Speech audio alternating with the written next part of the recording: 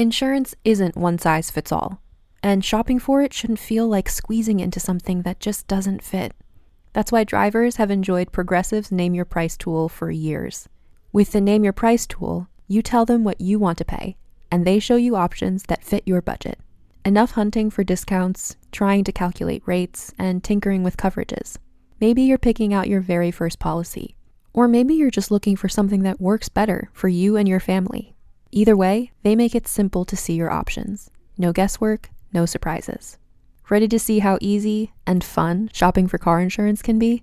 Visit Progressive.com and give the Name Your Price tool a try. Take the stress out of shopping and find coverage that fits your life, on your terms. Progressive Casualty Insurance Company and Affiliates. Price and coverage match limited by state law. Hi, this is Alex Kantrowitz. I'm the host of Big Technology Podcast, a longtime reporter and an on-air contributor to CNBC. And if you're like me, you're trying to figure out how artificial intelligence is changing the business world and our lives. So each week on Big Technology, I bring on key actors from companies building AI tech and outsiders trying to influence it, asking where this is all going. They come from places like NVIDIA, Microsoft, Amazon, and plenty more. So if you want to be smart with your wallet, your career choices, in meetings with your colleagues, and at dinner parties, listen to Big Technology Podcast wherever you get your podcasts. Hello, everybody. Welcome to the Halloween episode of the Singing Medium podcast. On today's episode, episode 47, I'm going to share some spiritual insight on some of the spooky spirit terms. We're going to shed some light on the darkness, and I'm also going to revisit my trip that I took to New Orleans, where there was a lot of voodoo energy, and we're going to have a spooky time. So get ready for the Singing Medium podcast. Was that spooky?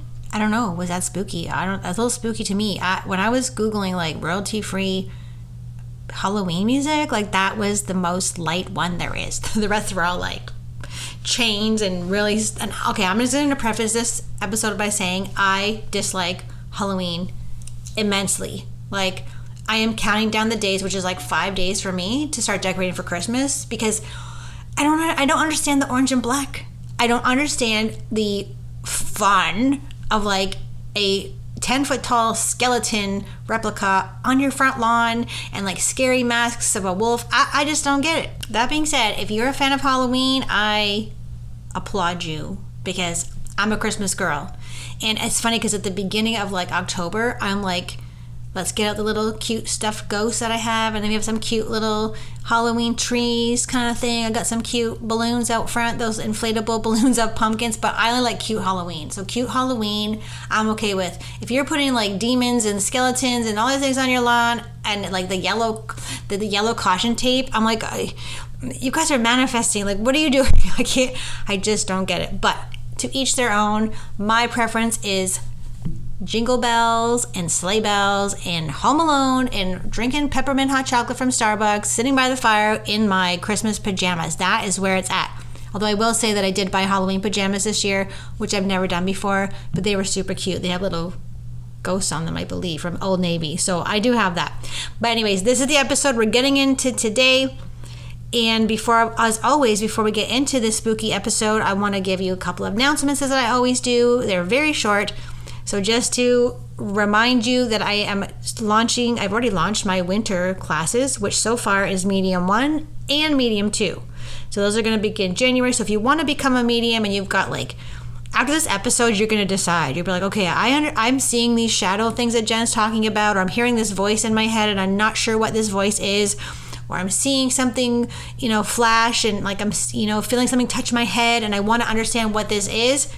Medium 1 is the best option for you. We have so much fun in our classes. Like tonight we invited ourselves to a demonstration of other mediums. One was from New York. She had the accent. I don't know how to do a New York accent, but it's so prominent and so cute. I love accents. I bet you didn't know that about me, but I love accents.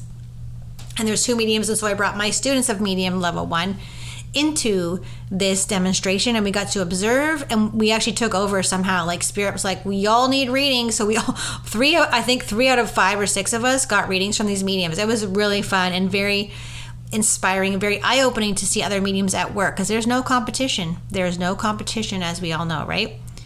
So there's that. And then today, like, I had this idea to launch this year ahead reading. So it's a psychic forecast, like a personal psychic forecast for you for like the year ahead 2023. And I have never ever offered that before. I've seen other people offer that, but I've never actually personally done that. So that came in, and I was like, it was so welcoming. People like ate it up. Like literally, I guess they didn't really eat it up, but people were like, there was a lot. I had to make a wait list, and I've never ever had to make a wait list. And the only reason I have a wait list is because I don't want to get overwhelmed.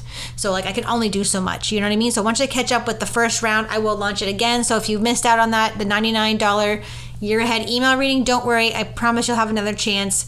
Mostly likely the end of November, beginning of December, but it's still in time for January, so you can kind of see what's going to happen in your year ahead. So that's exciting. You're like, you'll be preparation for the year ahead, and only good things. I will only tell you good things. All right, so, and that's it for announcements. The other thing I want to say too is that I was listening back to the podcast, and like Chad and I go for like road trips or whatever. We went to Newmarket the other day, sometimes we go to Orangeville, and he'll put on my podcast in the rental car that I still have. I still have the rental car, you guys. I want my Jeep back. But anyways, really, he was listening to it, and I can't listen to my own podcast on a loudspeaker, like on a car radio stereo speakers, because I always hear my puh, puh, puh. Like I don't know how to get the puh away. So if I'm saying puh and it's really annoying to you, I get it. I don't have that I used to have this attachment on my microphone that would prevent that from happening.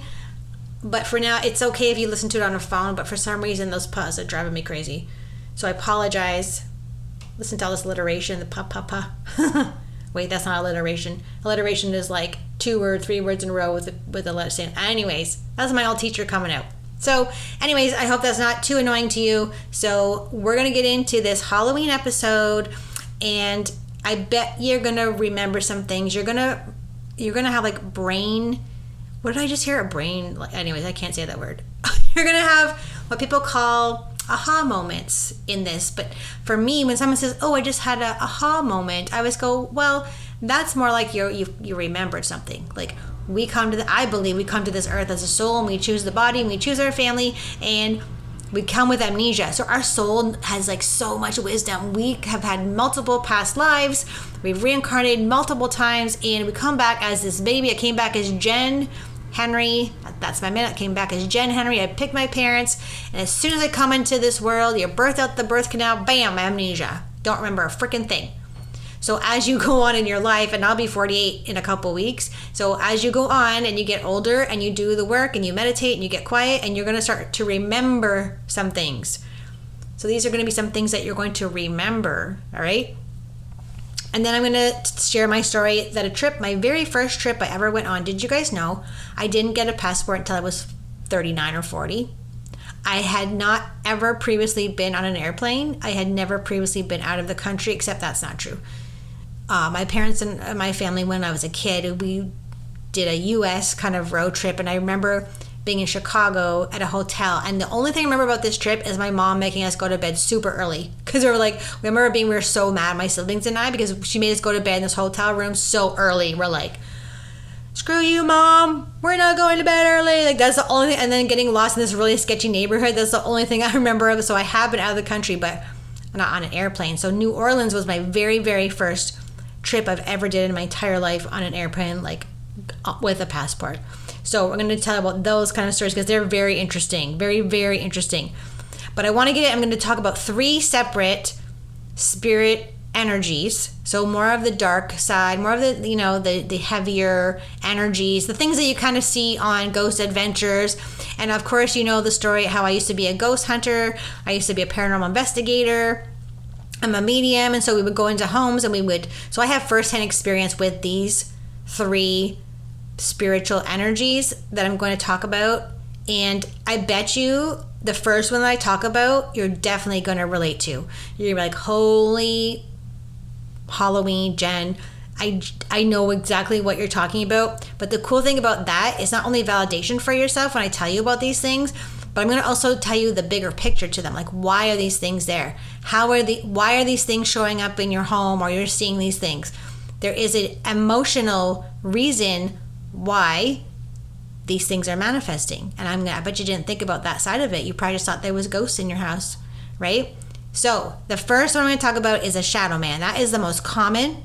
A shadow man is the most harmless, the least harmless, or the most harmless, the least harmful spirit energy, more on the shadowy side of things, because we are doing a Halloween episode here. So we're talking about the shadow and the darkness. And the good thing about that is, like, darkness is something to be afraid of, right? A lot of people like some of my students are like, do not, like, I did a paranormal mediumship class last night in spirit school, and everyone was like, there was like 5 people like, don't even come at me, Jen, with those things. But the cool thing is, when someone ever resists this kind of experience, I always feel like perhaps there's something in them that they're not ready to look at. So anything that is paranormal, like, think of the word normal. Like, the word normal's in there, right? And it's still like very popularized and sort of like made very dramatic in TV shows, which I always say the things that they talk about in Ghost Hunters and Ghost Adventures, that stuff is real. That is not made up at all, okay? So if you have shadow inside of you, so your shadow work, or I don't like that term shadow work, it really drives me crazy, but we all have like this darkness inside of that we don't let people see. Like, there's maybe one person on this planet can then bring out that really dark side of you, and we all have it, but that's the side that we have to hide during the day, right? We can't go to work and be like, go crazy or something and have all that stuff come out. So this is our deep, deep, deep shadow things that will sometimes manifest as a physical presence around us. And the shadow man is the one that is most common, because shadow men are typically described as something that you see at the corner of your eye and it's very quick to disappear. So you'll feel like there's like you saw something black flash on like the right side of your peripheral vision, and you turn it, it's gone. But if you do catch it, it kind of is described as like a tall, thin figure and has a top hat. They don't always have a top hat. It's a quotation top hat. But they are harmless. They're very slim and tall. It's called a shadow man. So shadow men are very common. And I bet you're listening to this right now. You're like, holy crap, I've seen like 5 shadow men in my house. So they will go away. They are harmless. It's just sort of like, for me, a shadow man typically represents what we are ignoring in our consciousness, in our awareness, and it's something like a reminder to look at your shadow. And if you have, if you like, think of it as if you're shoving down an upset or an emotion, a negative emotion, and you're suppressing it because you're taught like, oh, I gotta be positive, I can't feel these emotions, I can't express myself properly. Over time, that energy push down will number one start as like weight gain, and then the second one is also sometimes it'll bring about a shadow man. Okay, because you're not, it's got nowhere to go, so this energy has to go somewhere, and so poof, out of the corner of your eye, you're gonna start seeing shadows. Okay, so again, it's the most common and the least harmful. It's harmless. You can tell it to go away, but when you're doing that, you're just basically ignoring your shadow. So some people are definitely not ready to work on themselves. Some people are not ready to look at their PTSD and their trauma and the things that have happened to them in the childhood. You're hanging on to things. This could be one reason why there is a shadow man. The other reason is sometimes there's just a shadow man. So it's not always based on our emotions that we create these things in the physical. It's more, these beings, these energies, because it's energy, will just show up and can just be a shadow man, right? So you don't have to do something to make a shadow man. They can just sort of come into your space. Normally it's in your home, you'll see it. So you probably won't see it at work. You could have maybe if you're like an ER nurse, but I feel like it's more like in your home. You will see them. I see them occasionally too, but I have some experience with this that I'm like, whatever, bye, get out of here, fine, I'll meditate or something, I'll work on that, but doing your work and doing your personal development and spiritual development is a lot of work, and it can be very overwhelming. So it's not too worrying saying, oh, I better do my personal development, my spiritual work so that I don't have shadow men. It's not a big deal. Okay. So shadow man is the number one common one, and that's kind of a little bit, kids might see that too as well, and it just might be, something that's been manifested in the house, and the kids go, oh, who's that guy with the big tall hat, and obviously that would be more terrifying to a child than it would be to a grown-up, but I want to give you that knowledge so you're not afraid, because fear, I learned in the paranormal world, when you're investigating or even just diving into the shadow things, is like, the worst thing that we can do is be afraid. That's the thing you don't want to do, right? So I was never, ever, ever afraid to go and do these things. I was like, yeah, scratch me on the neck, show me proof, like just do it, you know. I was never, not once afraid. And I think that's a misconception in the paranormal world, is that people think that it's too scary to go into a quote unquote haunted house, but they don't understand what these energies are there representing, right? And so if you understood it and you had that knowledge and understood why these energies are there and they're created sometimes, that you'd be like, you know what, it's just like an energy of me, or it's a mirror of me, or, you know, someone brought this thing home because they're very chaotic on the inside. So it's really important to understand that, and that's why I'm not afraid. But I'm telling you, and I've said this multiple times, is that the best thing I ever did, even though it ended very badly, the best thing I ever did was do this paranormal thing. I learned so much about myself. I understood that, you know, at one point I thought I was looking for darkness, and I actually said, I don't want to look for darkness anymore. But what I didn't want to do is look at myself, right? And then when everything just sort of ended, it was like, oh my God, I had so much work to do on myself, so much work to do on myself. So I'm very grateful for that experience. And speaking of that, on a less serious note, I still have this goal of forming like an all girls, an all female energy ghost hunting team. I even have the logo already made up. I always thought we'd have like really cute like light pink hoodies, and we're gonna put this logo on the back, and we're gonna go and investigate, and, you know, go looking for the shadows, shine the light on the shadow, and just like having it is a biggest adrenaline rush ever. Like, it's so much fun. And I know you're listening to and you're still not convinced by what I'm telling you. You'd have to go and do it to be like, it's your arm hair stands up, you know. There are other steps, of course, to protect your energy, but this was one of the best things I ever did. So we're gonna go down the list here to the next one, and they're not like, we're working our way up to like a spookier one. Okay, so number 2, I'm gonna get into right now. All right, so spirit energy number 2 is what's called a shapeshifter.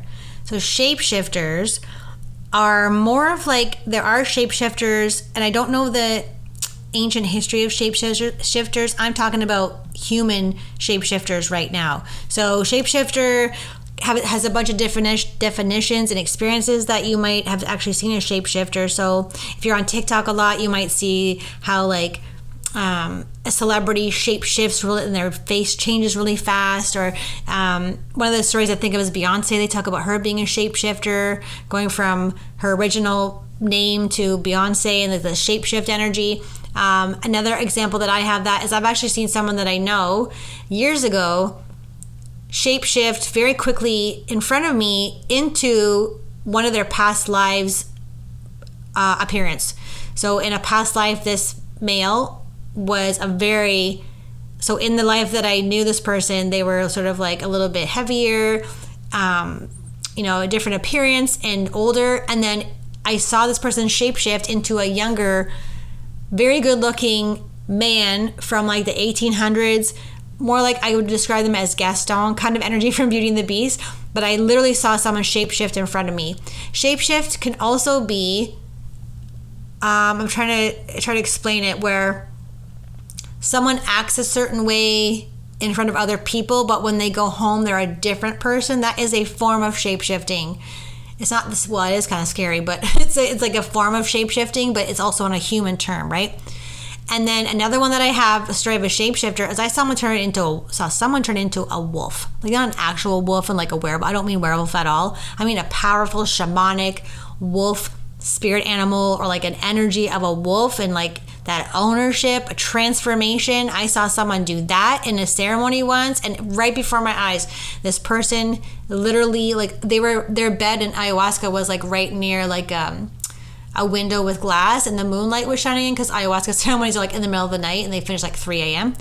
And so I saw this person like get up on the bed after they were purging and like completely shapeshift into a wolf, and then they transfer back into themselves. Like obviously it wasn't like a physical transformation, it was more like an energetic one, but I physically saw with my own eyes, and it was the coolest thing I've ever saw. And then at the time I didn't know this person well, because we were just doing ceremony together, and I was just meeting these people. And so the next morning at breakfast, or when we're sharing, I said that to them, and then he goes, just a minute, and he goes into the room he was staying out, and he brings in those like fuzzy blankets you can get from like Giant Tiger. He brought out this one, it had a big wolf on it.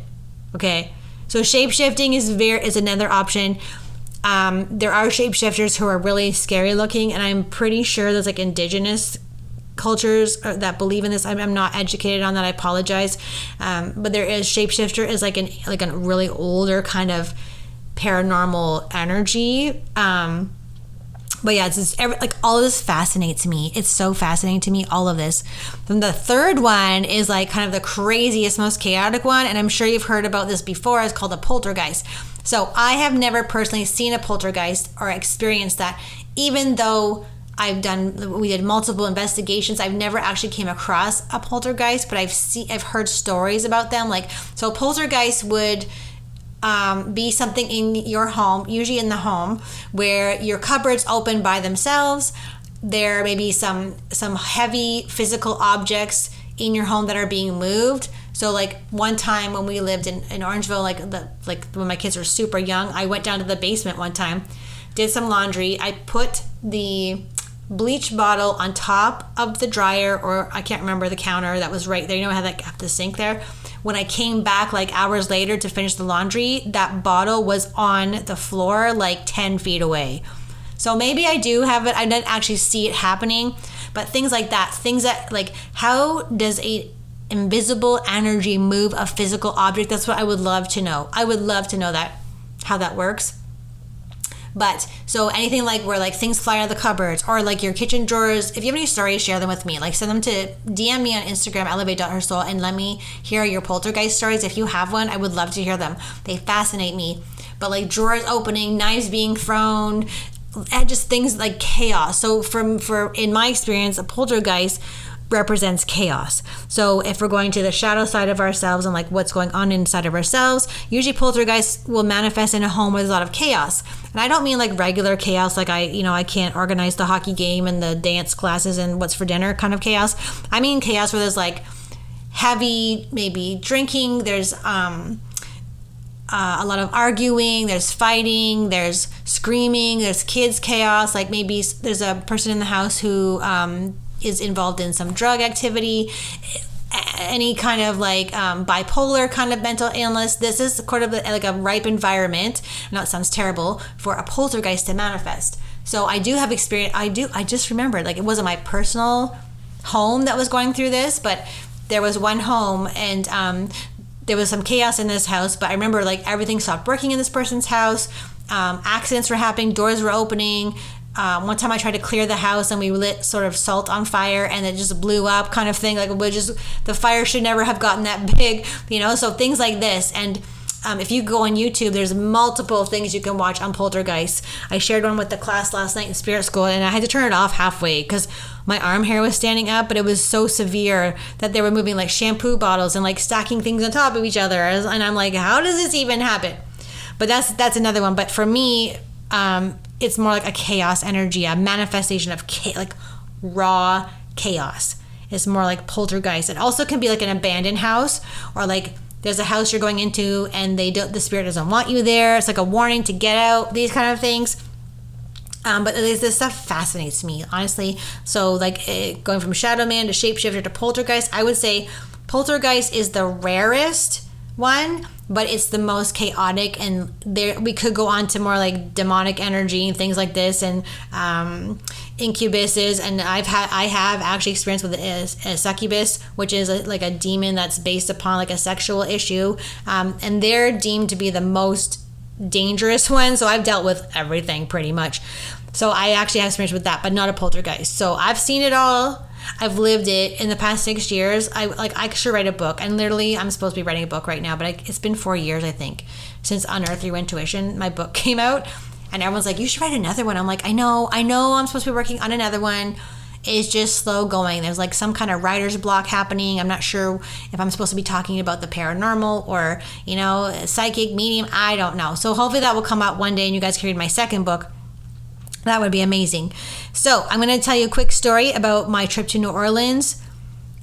Keeping the spooky theme going. We got to keep the spooky theme going, guys. So this is about 5 or 6 years ago. Like, I just started trying to be a medium. So that's my one mistake, is like brand new medium. And this was an organized tour. by a professional medium psychic who owned a metaphysical store. And so they offered it on an event, and I'm like, I need to sign up for that. That is freaking awesome. I drove 2 hours to give them the cash to pay for this because I knew I had to go. But what I didn't know is how like sort of dangerous it would be for a brand new medium who had no idea how to protect their energy. I had no idea how to do this, but I thought, you know what? I'm going with a professional. They'll help me. This mentor is going to help me protect my energy. Nothing will happen to me. I'll have clear energy. No. So if you have any knowledge about New Orleans, you'll know it's like the biggest voodoo community in the world, probably. So when we went there was like voodoo stores on every corner. Like I would say 2 or 3 voodoo stores. We stayed at a haunted hotel. It was called the Omni Royal. And so let me get into that. So we got to the hotel. It's called the Omni Royal, so you can look that up. I'll put a link in the show notes for you guys. By the way, thank you so much for all your reviews and your likes and subscribes. That really helped me. I really appreciate you guys doing that because I feel like it gets I don't know how it works, but it gets the podcast out there more. So I read some of your comments and reviews, and I really appreciate you guys doing that. That helps counteract that other negative 1 star that I got. So I really appreciate you guys doing that. Thank you so much. But I was at this hotel by myself because we had roommates, right? Remember, we're in an organized tour. So I got there. I had a different flight than my roommate. We bunked up in the hotel room. And I was there for about 5 or 6 hours by myself in this hotel room. And when you first walked in, it was fine. Like, I've been in, like, creepier places. It was, like, not a big deal. Your arm hair stood up and stuff, but it wasn't that big a deal. But getting into the elevator, I'm like, oh, crap. As soon as I got into the elevator to go to my room, carry my suitcase up the elevator to my room, and get in there, whoosh, just like, what the bleep is happening in this room? I was so uncomfortable. It was like that creepy feeling, I didn't want to stay there. I didn't want to be by myself. But I didn't really have any choice because we weren't meeting as the group again till dinner time. And I was no roommate yet. No roommate. Come on, roommate. Where are you? Save me from this energy. I remember sitting on the bed, like at the time I had Snapchat. So I was like snapping things. And you remember in Snapchat where you would like take a picture of yourself and the filter was a bunny or you were like a teddy bear? Well, every time I did that, there would be a face beside me with another little filter but no face. So it was like something was beside me, but it also had bunny ears and bear ears. I'm like, okay, that's creepy. And then I remember things touching my legs. Like something was touching my legs when I was in there, and I was like, stop touching my legs. That is not cool. But it was really, really spooky energy, really heavy. And so we would go for dinner, and then the next day we're going to walk around Bourbon Street. We walked down, like, there's Jackson Square, and when you walk down Jackson Square, if you've ever been there, there's a whole bunch of psychics that are set up on the street. And I remember walking by, like, don't look at them, because I didn't want them to know I was a medium. Don't look at them. And one yelled out at me, and I forget what she said, but it was something so creepy that she said to me, and I was like, no, I'm good. Thanks. I don't need a reading. I'm fine. And she kept yelling at me. I was like, get me out of here. And so once we got out of Jackson Square, we would go down Bourbon Street and all these other kind of streets where all these people, crowds, right? And you can drink like all day long. So and it was before Mardi Gras, so it wasn't actually Mardi Gras, but I feel like Mardi Gras is like there's beads everywhere, no matter what time you go there. And so the energy was crazy intense for me. Remember, I'm just a human being. Even just a human being going in that energy is super intense, but also being, learning how to use your gifts and being in that energy is like double whammy. So we're walking down the streets and I'm like, every time I would go down, I felt like something was shooting darts at my back. So as I would walk down the street, just doing our tour, my back would get heavier and heavier and heavier. Not anywhere else in my body, just the back. I felt like someone was shooting arrows at my back. It was just so weird. And then we would go into these various voodoo stores. Now, I would say I only made it into about 2 voodoo stores because the funny thing was I couldn't get in, like the energy of the door of the voodoo store was so thick and heavy. It's almost like my intuition or my spirit was like, don't go in there. Like, just don't go in there. And I remember making myself go into one. I'm like, why did I do this? It was so dark energy. There was like voodoo dolls everywhere. I actually had one of the people on the tour bought a voodoo doll and brought it home. I'm like, dude, what are you doing? She obviously knew what this was, but I did go into this one voodoo store, and as soon as we're with like 10 or 14 people on this tour. We're a group. We're just hanging out, Canadians walking around. minding her own beeswax. I walk into this one voodoo store, and as soon as I walked in, the person at the cashier had this really weird look on her face, and it was almost like her eyebrows furrowed, and I just felt something come over me, and I'm like, oh, that's not good. So I kept going through the store. I never bought anything at these stores. I didn't want anything to represent anything of me bringing this energy home, so I never bought anything. But I remember going to the back of the store, and the mentor had brought her daughter who has special needs, and I looked over around the corner, and her daughter was like flat out on the floor, like attacked psychically. So I'm like, wow, this is crazy. So we get out, whatever, everything's fine, but I got attacked, and this little girl got attacked by this person who obviously didn't want us in there for whatever reason. Like, we weren't doing anything. Like, I wasn't going, hey guys, I'm a medium, showing off or anything. I was like, don't even tell anyone. And this happened. So from that moment on, that was like probably day 1 or 2 that this happened. And so going back to the hotel room, it was so hard for me to sleep. Like, things were waking me up in the middle of the night. I remember somehow being in that room and looking out the window, and there was kind of like, think of a New Orleans like old hotel, but like has the wrought iron sort of balcony, but no balcony, like the railing. And there was this line of trees outside of our window.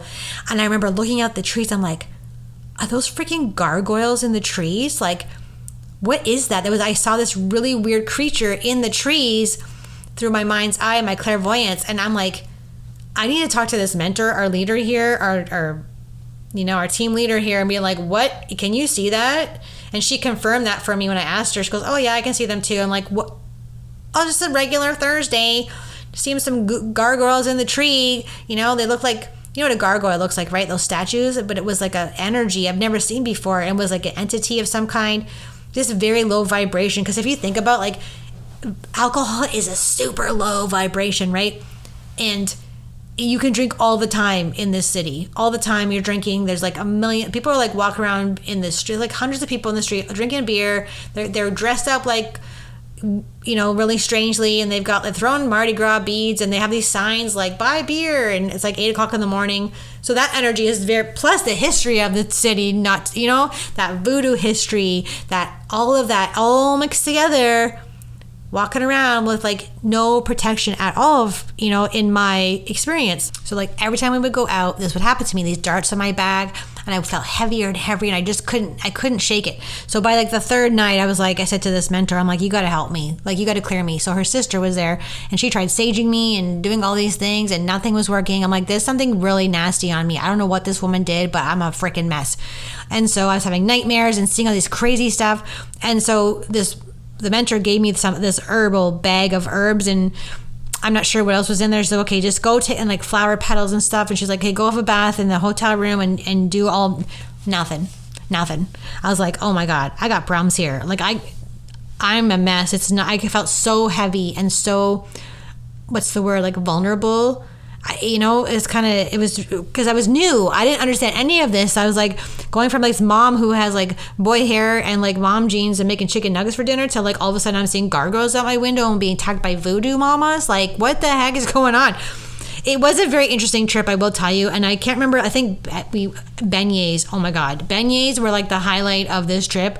And you know what's funny? Did you know like there was nowhere to get tea there? So like in the States, tea, like my Tim Hortons or something like that, they don't have that there. They have like tea, but like it's cold. And I'm like, would go to all these cafes. I'm like, can I have some tea? And here you go. And I'm like, and they would give me this iced tea. I'm like, no, with no sugar.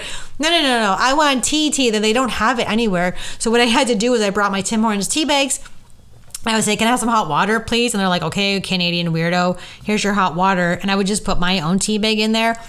But the beignets were just this powdered donut. So awesome, like so awesome. And the day we had the beignets at this cafe, it's like a famous cafe, I don't remember what it was called, went to a flea market, and this woman, one of the guests on the tour, she bought this creepy ass old relic of a book. Some woman gave it to her. Here, you need, like kind of like Snow White, witchy, and her like, here, you need this creepy book. Like, and so she took it from this woman. And we're like, what are you doing? And then she took it back to the hotel room, and we looked at this. I'm like, I think you need to destroy this book. Like, even the leader was like, well, you can't have this book here. It's really bad energy, like really bad. There's some curse on this book. So I don't even know what happened to that woman who had this book. I don't know what happened, but all these really crazy paranormal experiences, the voodoo, the being attacked psychically.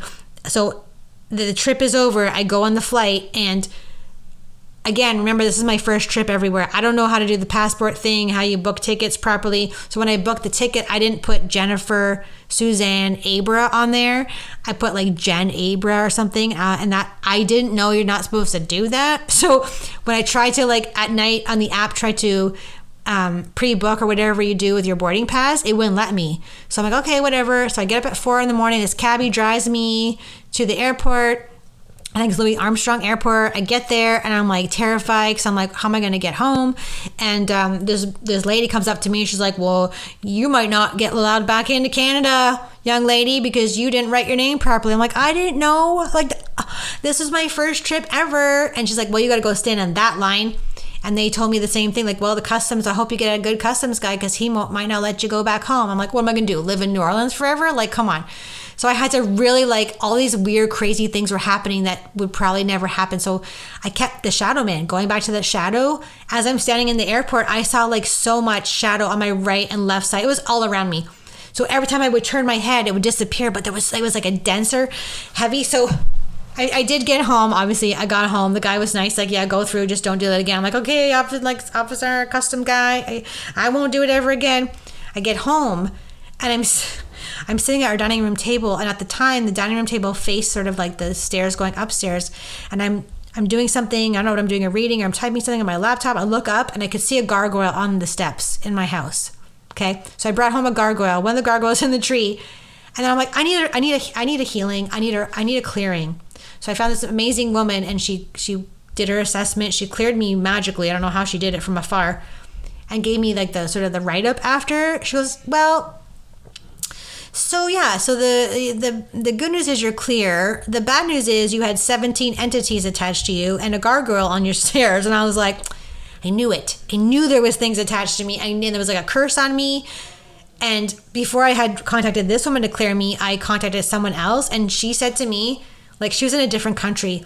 Oh yeah, my husband can clear you, Jen, but it's going to be $20,000 American to clear you because they've never seen something this so terrible on someone. It's so evil that it's going to cost you that much money to get this thing off you. And I was like, what? So obviously I didn't go with that. I went with this other woman who was like $200, cleared me, good to go. But like lessons, full of lessons. Like, I had no business being there. I thought I could trust someone to protect me. And maybe the lesson is no one can protect you. You have to protect yourself. But like, I had no, I'm like this brand new baby in the world of mediumship going to all these voodoo stores, So I took the flight home, and then some people were going to stay an extra day or two to do the tour of the cemeteries. And I was like, nope, I'm leaving. They went to go on a bus, like a city bus, to go to the plantation. I'm like, nope, not doing that either. So I'm glad I got home, got cleared, everything was great. But like things like this, like I have a story now. I have a really cool paranormal story where I have experienced this myself. And again, all this paranormal stuff teaches you about you. What is your shadow? What are you ignoring? What do you need to work on? What is your crappy behavior that you are saying is just me? The paranormal is like shines a light on your crap and your shadow, and it's like the most powerful thing that you can do. And I know you're probably not going to have an opportunity to go and go ghost hunting or whatever, but I'm telling you, if you ever get the opportunity to do something like this, or even like go to New Orleans, or just to experience the different energies, it's just an amazing honor for me to have like been able to go through these crazy things. Like, how many people can say, you went to a voodoo shop and Mama Voodoo, shot you down, you know what I mean? So like, it's like, I have these really cool stories, and I really wanted to share that. I thought this was a perfect time to share with you on the Halloween episode of the Singing Medium podcast. So I'm going to leave you guys there. I'm going to put some music. I always forget to add the outro. I'm going to put some spooky music here to end this spooky podcast. And as always, I thank you guys for being here, for listening to my stories. I'm going to have a guest pretty soon. I have one guest that is lined up. I won't tell you who it is. It's going to be very interesting. This girl came in my radar out of nowhere, and I love her energy. She won a free tuition to Spirit School Year 2, and she's a delight. So I'm going to have her on really soon. But in the meantime, it's almost Christmas. Yeah. All right. Have an awesome weekend. I'll see you guys all next time. See you around.